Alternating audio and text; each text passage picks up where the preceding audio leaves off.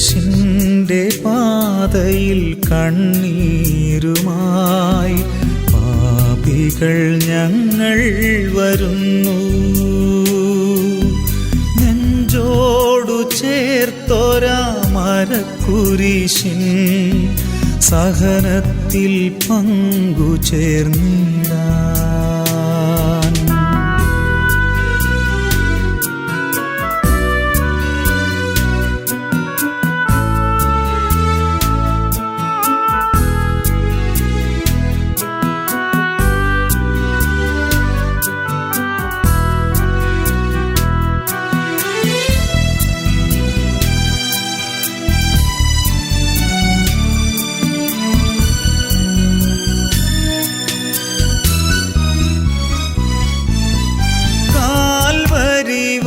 നിൻ കാൽപ്പാടു പുൽകി അനുതാപമോടെ വന്നിടാം.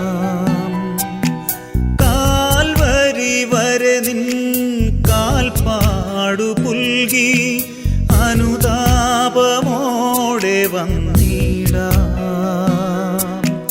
നിൻ ഘോര സഹനങ്ങൾ ധ്യാനിക്കുവോരിൽ വരദാനമാരി നീ ചൊരിയൂ.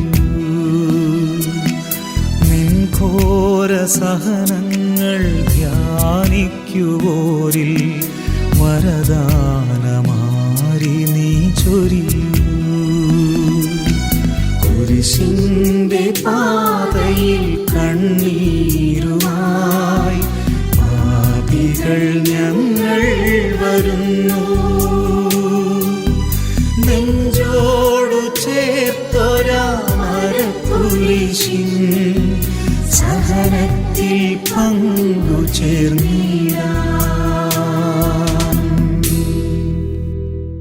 പ്രാരംഭ പ്രാർത്ഥന.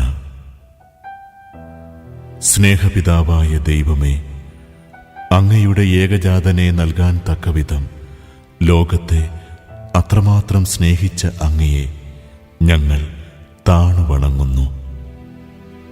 പാപാന്തകാരത്തിൽ കഴിഞ്ഞ മാനവരെ പിതാവുമായി അനുരഞ്ജിപ്പിക്കുവാൻ ജീവൻ ബലിയർപ്പിച്ച കർത്താവേ, ഞങ്ങൾ അങ്ങേക്ക് കൃതജ്ഞതയർപ്പിക്കുന്നു.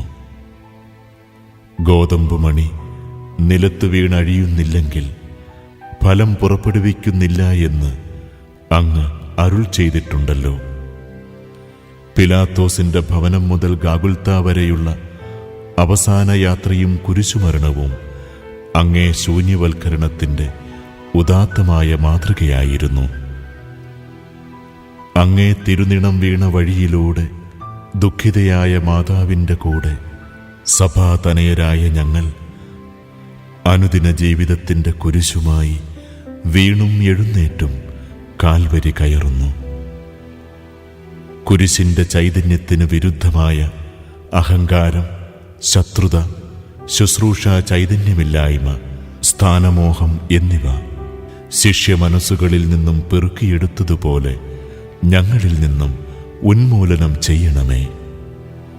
കുരിശ് ഭോഷത്വമായി കരുതുന്നവർ നാശത്തിൻ്റെ പാതയിലാണെന്നും കുരിശ് ദൈവത്തിൻ്റെ ശക്തിയായി കാണുന്നവർ രക്ഷയുടെ വഴിയിലാണെന്നുമുള്ള ആഴമായ അറിവോടെ തീർത്ഥാടകരായി എന്നും നിന്നെ അനുഗമിക്കുവാൻ ഞങ്ങളെ പ്രാപ്തരാക്കണമേ.